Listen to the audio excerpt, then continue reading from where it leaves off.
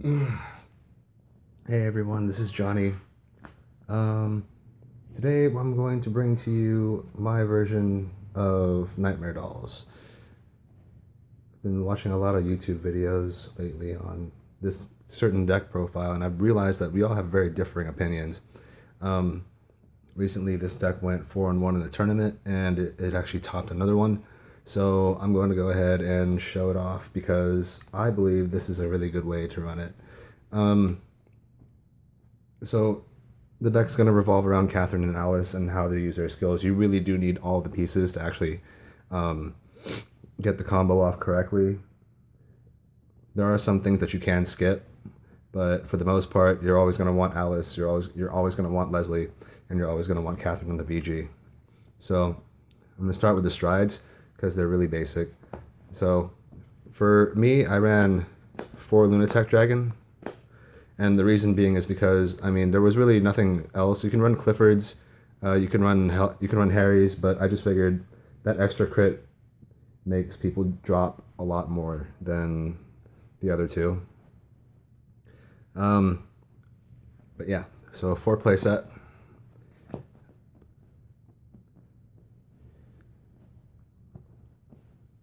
I don't know if I should actually like put in explanations on what these cards do.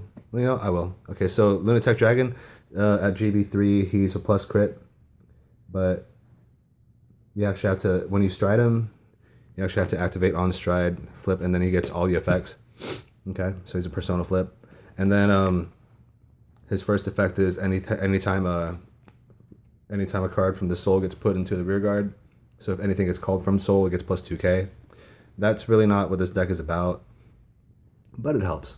And really, I only strode him once during one of the tournaments, and I really haven't seen him a lot since. I run a single Amanda for the moments where you've got almost everything there, but not quite, and you really want to first stride. So you stride Amanda, and she helps you like soul charge. I actually soul charged a Leslie with her skill, and then I called out a Ginny and took out Alice. That Alice went away, but I had a spare one in my hand, so ride Catherine and so forth and so forth. But her skill is simple. When it hits the Vanguard, soul charge 1, call a card from your soul to the rear guard, and it gets plus 2k. At the end of the turn, it goes back. So yeah, Amanda's actually not a bad card. And then finally, the Nightmare Dolls of the deck. I run 3 Beatrix.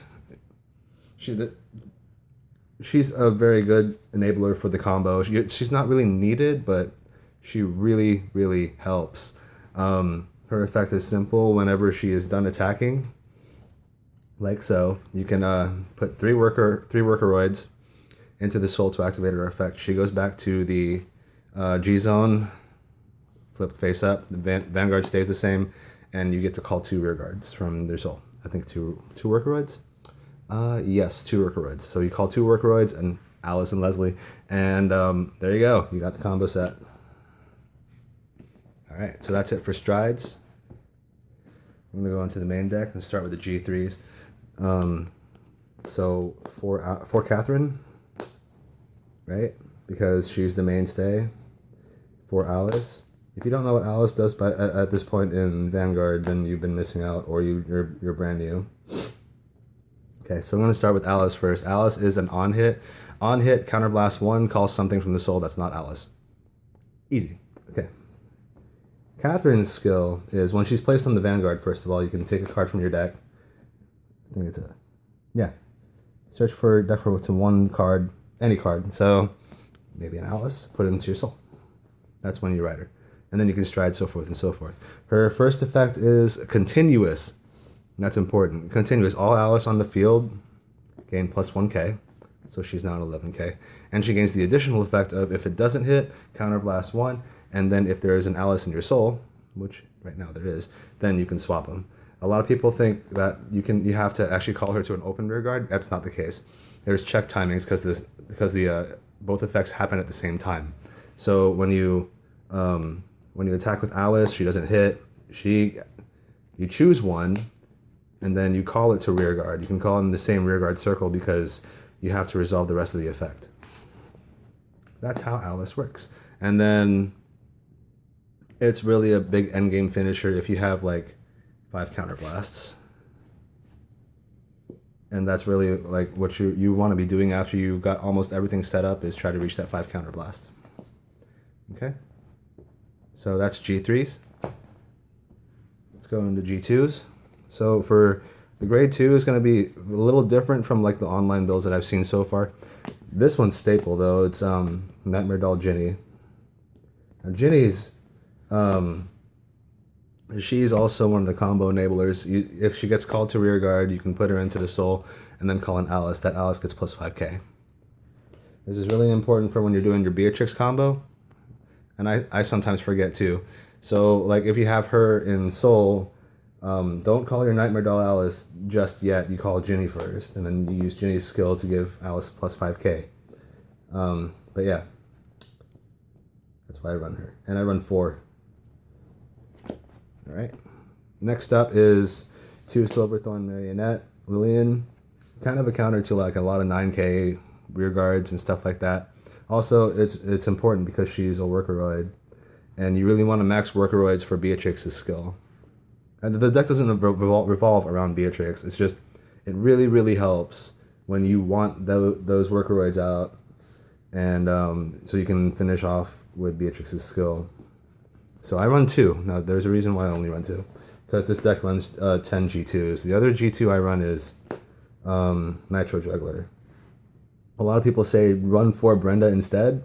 But I found that, I would call Brenda, and then there's only like 2 Brendas in the soul. And I can't call those Brendas because they are not workeroids.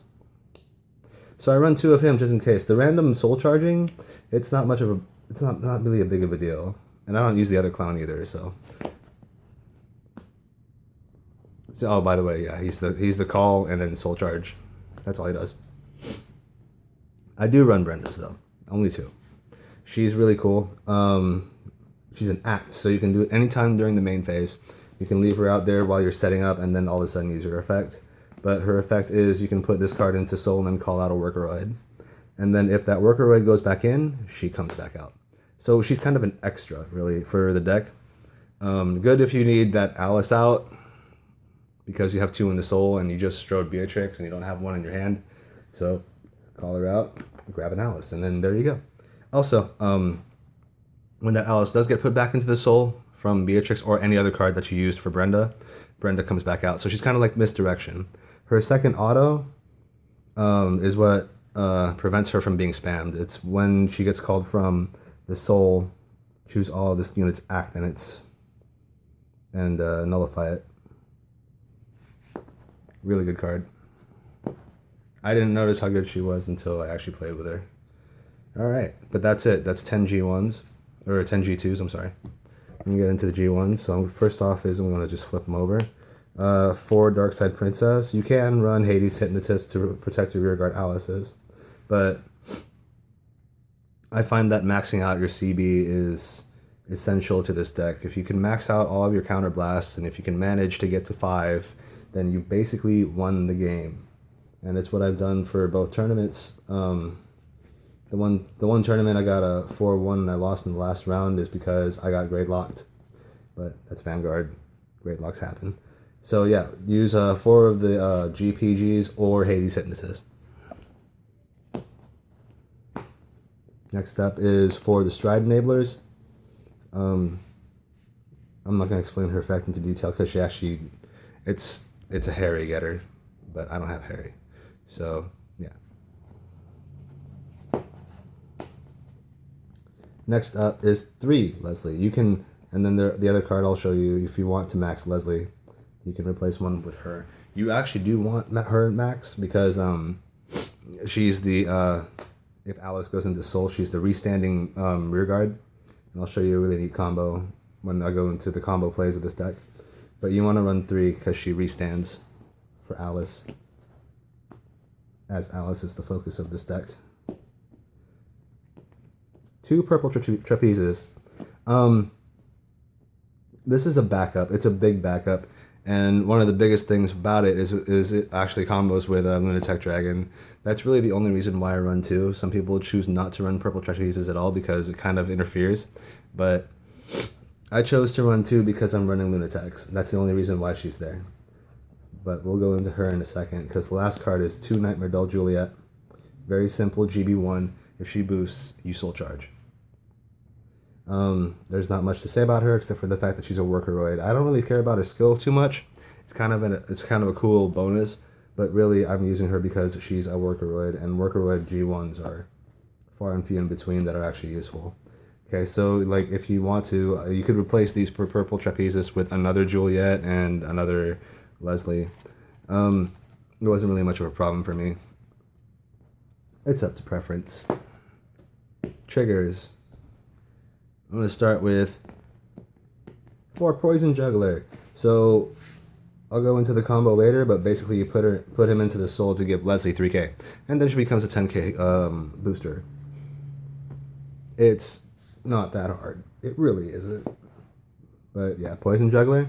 I run 4 of the Workeroid crits, because Workeroids. I ran 4 of the Workeroid draws, which are actually Silverthorn. Pretty fun. So yeah, more Workeroids. And then 4 heals. You can choose mix and match heals. I don't think there's a Workeroid heal out, and if there was, I'd be running that. So yeah, 4 heals.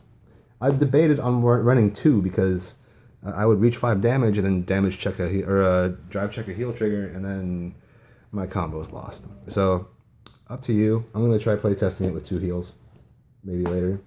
And then last but not least is the starter, and you can choose between Smiling Presenter and Innocent Magician, because both of them plus you into the soul.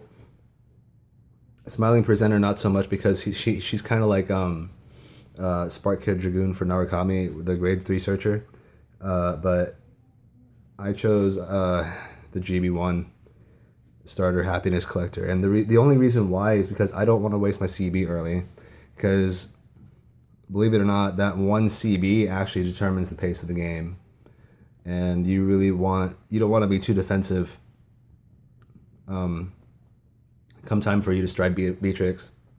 So her effect is simple. At GB1, if you call something from rear guard, or from soul to rear guard, you can put this into the soul, draw 1, soul charge 1. But that, and the extra draw actually helps. You're guaranteed a draw. Vice, not guaranteed a G3, or not getting a card you want. But yeah, so that's Nightmare Dolls, and I'll show you kind of how it works. So you're gonna get your optimal setup is gonna be a Ginny, a Leslie with Catherine on the Vanguard, 1 or 2 Alices in the soul, and maybe 1 in your hand, maybe a Ginny in your hand, what have you. Leslie. So here's your prime combo right now. Is this. And then maybe you have a Poison Juggler in hand. That would be great. Maybe you don't have enough Workeroids, so you got that thing for some strange reason. You have a Juliet in your hand. A lot of the times you're gonna have like a kind of a bigger hand than you thought you were going to have. So I'm just gonna make up a hand, kind of. At the point where you're going to stride, you're going to stride right into, where'd she go? You're going to stride right into Beatrix whenever you have the combo set. And then you're going to call out your Workeroids. You want to try as much as possible to keep Leslie out. If you have a Leslie, I'll show you why. Let me grab a Leslie real quick. Let's call Leslie. Silverthorn, a Silverthorn, or stuff, and stuff. So you have 4 Workeroids, and then like there's a bonus if you get Poison Juggler. So, oh, that's nice, some nice glare right there. Poison Juggler, you put into the soul, and then you give the 3k to Leslie. So yeah, and there you go. So now you have your set. Rear guards first, of course, obviously. You got your 20k there. You got your 17. Note she doesn't have the 1k because Catherine's not your Vanguard right now. So she's only 17 soul charge because of GB effect. And then last but not least, you attack with Beatrix. This ends the game very, very fast. Like, and then you say you drove check a trigger, you put it all on Leslie, so that she becomes a 15k Vanguard or booster. All right, and then of course shenanigans happen. Put that into soul. Call out to a Ginny, and since Alice went into the soul, you stand that. And then shoot, I don't know. I put a lot of good options in here. I'm sorry. Let's say another Leslie, because people like to rule shark and be stupid. So this happens, and then obviously Beatrix goes back into the G zone, and now you have your Catherine now. Ginny got called, so there you go. And then you have shenanigans. There's 2 more Alice in the soul, and then here we go. Say you have your 5 counterblast. Right? That's a bad damage spot. Ew. But anyways, yeah.